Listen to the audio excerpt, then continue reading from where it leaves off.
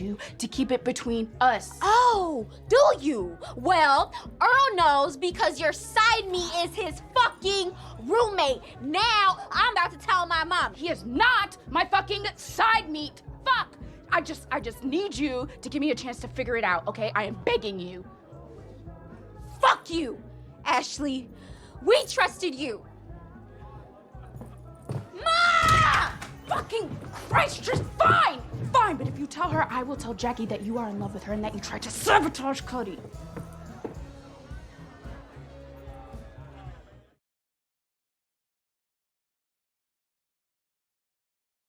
Hi, Jaylen. Nice to meet you. Nice to meet you. Okay, let's talk about Trish this season because she's really going through it. Yes. And I would love to discuss. Okay, so Trish is one of my favorite characters because she really brings the levity in these high tension situations when you need them at the perfect time. I'm wondering how much of the funny comments is improvised, how much is actually on the script. Is there discussion with the writers in terms of this is who I am, this is what I would say? Yeah, I mean, they literally by season 2 they like wrote Trish like based around my personality and who I am, you know. And honestly, I couldn't even tell you how much was improvised and how much was written down, because whenever I'm filming, I kind of just do, as Trish, I just do whatever. And everything is just kind of like, did I say that last take? I didn't even realize I said it. Okay, so do you want me to say it again? We're keeping it. Got it. Good. Okay, good. Right. Cool. But you know, they're so cool on being flexible and like, Jay, you need to say this line because what you said doesn't make sense. And I'm like, okay, I got it, fine. And then other times, no, X-nay that, say what you said. So that's what I would say. Probably like it's a good, out of 100% of the time, I'm gonna say a good 75 is improvised. Because I go on set sometimes and I'm like, what is that line? Yeah. Right. Yeah. I love that. I love that because it honestly does feel like that. It feels like this is something I would say in this situation. I think that's why Trish is so relatable, because she kind of just speaks from her heart and she's not going to think about it. And if she hurt your feelings, sorry. I mean, you got in the way. I know. And I feel like I'm like, is that who I am? Because like it's like I'll say things and I'll be very, very honest. Like, I don't know if it's because I didn't go to high school, so there's a lack of social cues. I don't know if it's just because I'm Mexican. I don't know what it is, but I'll just be like, that's what I'm feeling like, and what, you know, like for example, the other day, I was at a memorial, right? And my manager, Deborah Lynn Finden, she had passed away a couple months ago. So it was really I'm hard, sorry. hard time. Thank you. She discovered me. She was amazing. And I love her so Wow. much. Yeah, she got my whole career started. So wouldn't be here without her, without the step one. But anyway, so I'm there, and then this person had showed up and he was late. And this was one of her clients. It was from 12 to 3, right? And it was 3 o'clock. You know, I'm gonna give him 2:45, 2:30. Yeah. And I'm not gonna lie, that pissed me off. I was like, that's rude. Right. So immediately my response, I'm like, oh, hey, how's it going? Hey, Jaylen, how are you? I'm good. Why are you late? But it's not even like it's not even like I thought about it and then I calculated, oh, this is what I'm gonna say when they get here. Didn't even know they were coming. It was just like when I see them automatically, I had looked at my phone and I was just like, and then it was like, when I said it, I was like, oh my God. And then like, I know I probably made them feel bad, and I feel bad for making them feel bad, but not that bad, because why are you late?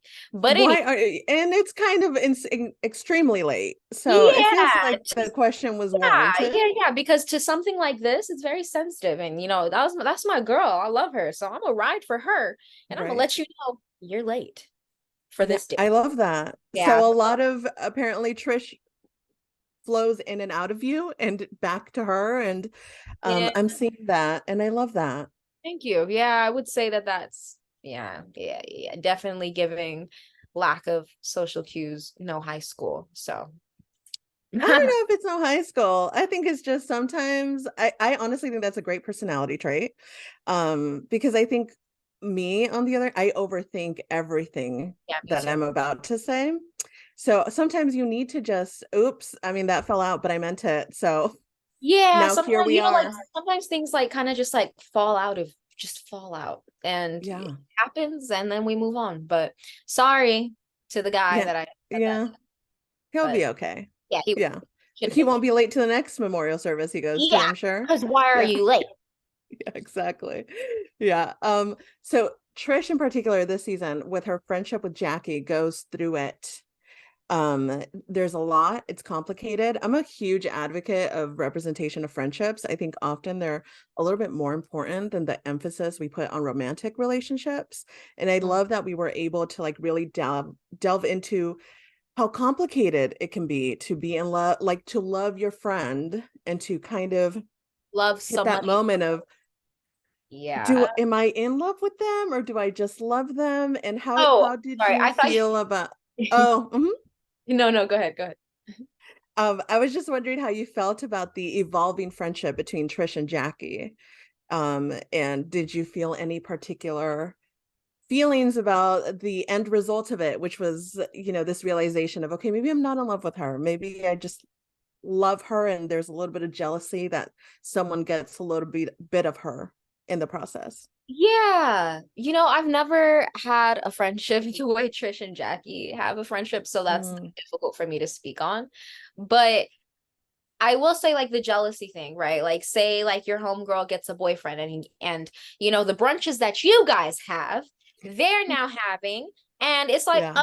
girl, what are you talking about? You can't come. You can't be here. Hmm. And until you're in the situation where you have the man and you're like, I really rather be over here, then you're gonna get it. But if you haven't, and Trish hasn't been in that situation that Jackie's in, she's like, girl, like, what's the big deal? Tell that man no. Like, Hmm.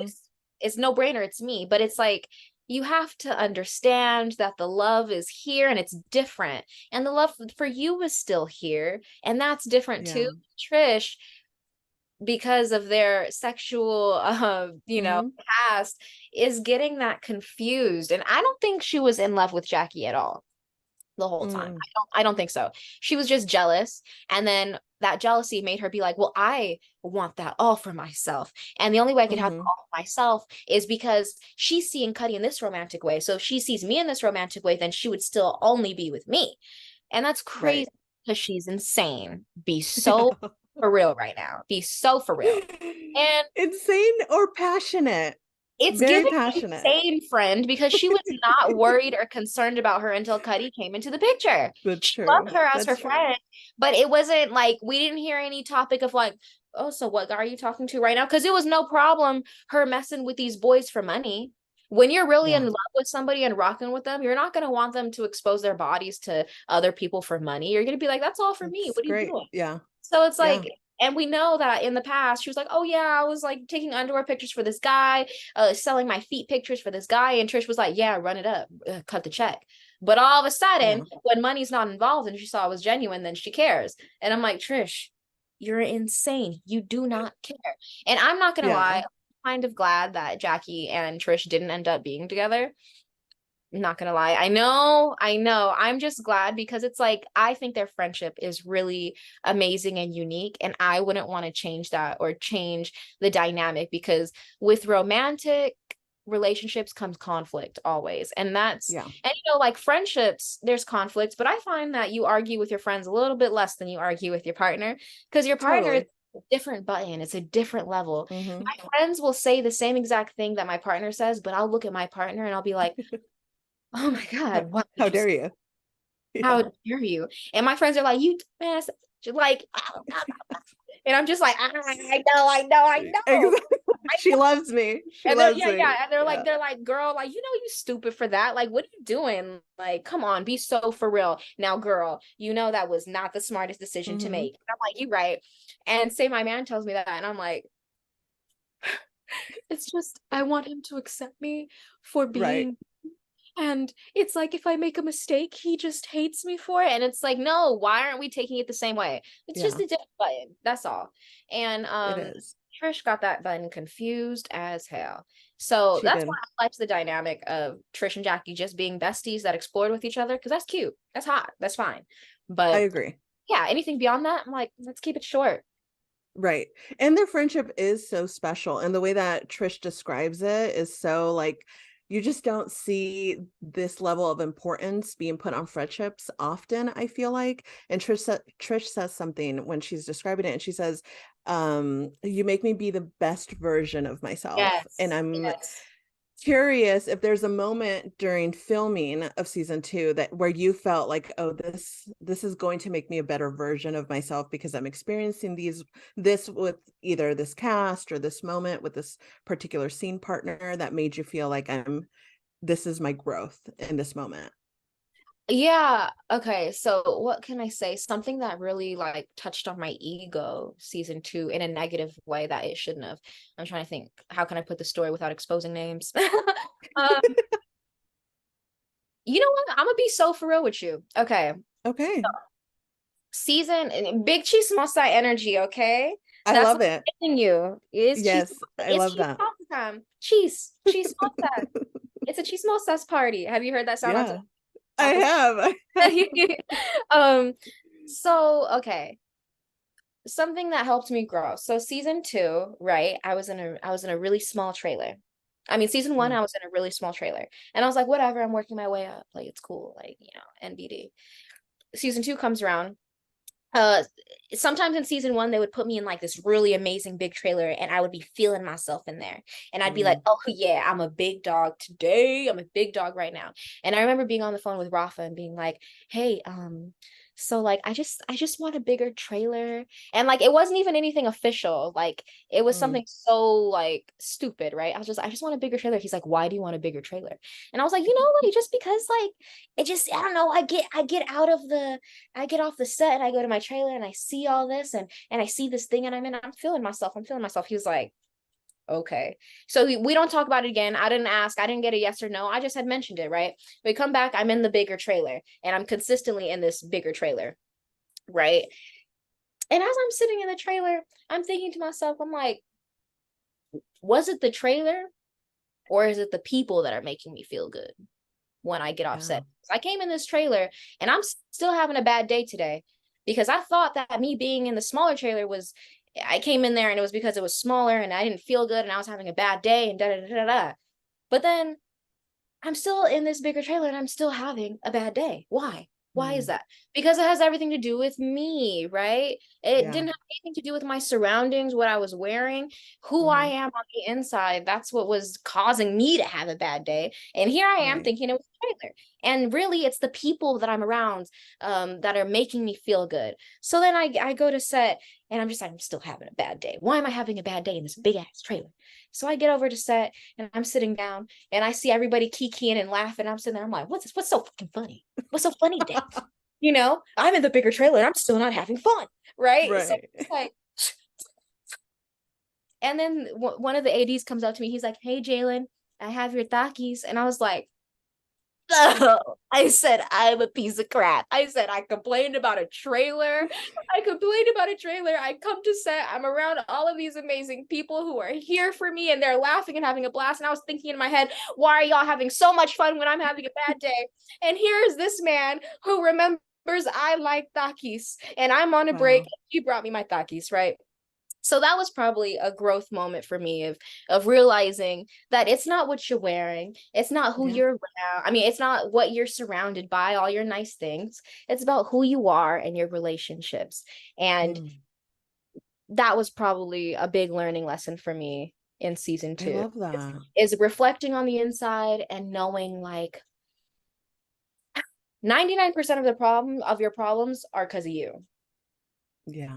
And that was the biggest thing. Because you could either have a good day or you could have a bad day. Yeah. And like sometimes like we'll like I'll freaking, mess up my hair and I'm like, today is ruined. It's done. Yeah.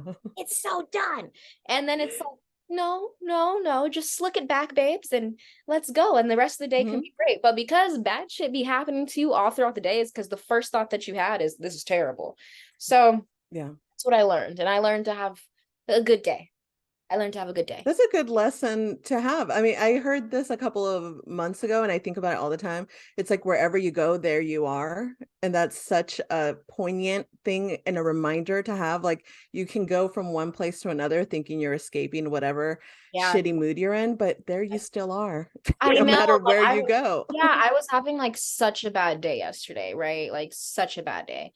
And I was like, I'm gonna go on a drive. I'm gonna go on a drive because that's gonna fix everything. And as I'm driving, I'm like, I still don't feel good. I still don't feel good. I still don't feel good, and I Yeah. overate. Now, who's the fool? Right. And I wasted gas. And I wasted gas. I What are we overate. doing? My hairline's Yeah. receding. It's not even. I'm not that cute. You know what I'm saying? And I'm just like, I'm gonna turn around and go home.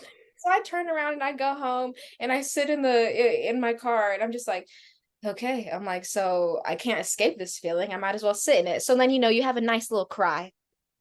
You have a Yeah, nice you gotta. cry. You have a nice cry, maybe a little chicken nuggies, a little nuggies to fix it, a little That soy, makes everything a little bit better. And so you eat that, you're watching a show, and then you realize, hey, I literally have 10 fingers, I have all of my limbs, and my booty is still a little big. So A win. It's a win to me. Yeah. Honestly. I love that. I love that. I love that outlook. And I agree with you that sometimes you just have to sit in the bad feelings. You just have to feel them. And then you'll dust it off and then you'll go on with your day. But at least you like felt all the sadness sometimes that comes with existing in this world. Because it's like, because what else do we have besides ourselves? Exactly. Yeah. Exactly. And then I mean, are you Mexican? I am. Yeah. Okay, so like like Mexican moms be like, "Girl, get up, stand Don't up." I know it? Don't I know it? I'm like, oh, and I'm like doing all that, and she's like, "Girl, like it's not that serious." I'm like, "Damn, you right, it's not that serious." I feel like a fool if anything. I embarrass myself. Yeah. I feel like that with my mom and I's interaction. I went through a loss last week as well. And I was really sad this last week. And my mom was like, I took bereavement from my day job and my mom was like, come over and we'll be around you. And I was like, you know what? I love you so much, but I can't be sad around you. And I need to be sad and I need to just sit here and I need to cry. And doesn't it feel like kind of embarrassing to be sad around like your Mexican mom and auntie? 100%. Embarrassing, like you don't want them to see you cry. You don't want them to be like, oh, because then they're gonna be like, girl, it is just a man. Or like, girl, it is not that serious. And you're like, yeah, I know it's not that serious, but to me right now, it's devastating. It feels detrimental to my health, Mom. Can I just and they'll remind you of all the horrible things that they went through and survived. And you're like, you're right. I didn't have children. So yeah. Right. Exactly. Yeah, I guess it's not that bad because I don't have a baby too. So whatever. Yeah. Exactly. No okay. shame, Okay, so fine. Yeah. Love them. Is our culture so agreed. It's because it's like our culture is hilarious because it's like family, like Mexican family, like you cannot not go to a family party. You cannot not show up to the family party. If you're not, you can't. What are you doing? Right. And like, it's like then you're at the family party and everybody is just like, and it's just like, well, we're here and it seems like we're arguing, guys. It's a loving argument. I don't know. Was it worth it? What is happening? I don't know. What are we doing? But I wouldn't rather be anywhere else. I'll tell you that for free. Because run up the people list right now, please. Exactly. Exactly. It makes it worth it in the end of all the chaos. But okay, really quick before we wrap this up, there is a thing that Trish finds out towards the end of this season. There is a secret of Ashley's that comes to light in Trish's she gathers this information. And I'm wondering how you felt about knowing that this is a thing that Ashley's character goes through. I think the episode has aired already. So Ashley kisses a guy. She kisses a guy who is not Miles.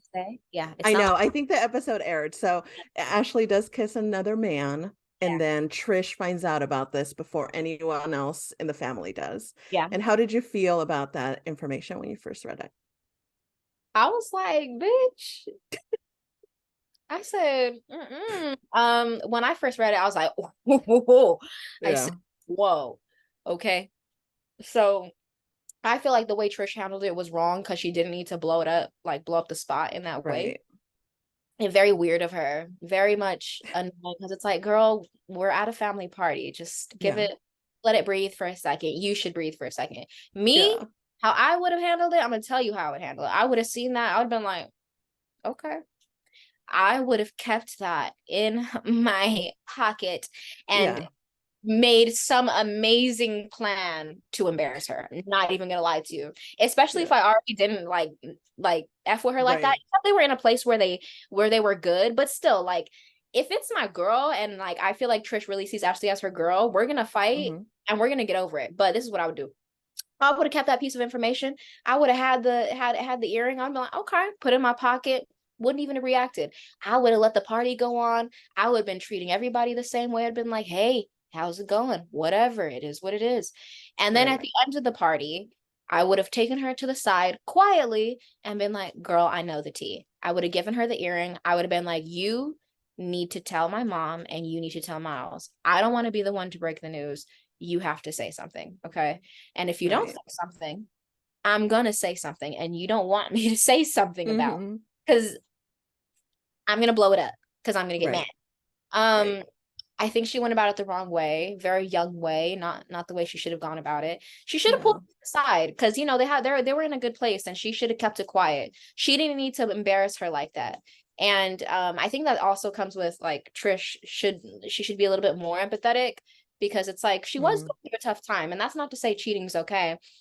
Right. But I've never been in those shoes to be in that headspace of like, my man is in jail and I'm looking for some attention. Because as women, that's what we thrive off of attention, And she was getting it, and she made a poor choice and regretted it. But I would have had a conversation with her. That's what I would. Yeah. Yeah, it was a little unhinged of Trish. A little erratic. Yeah, it was.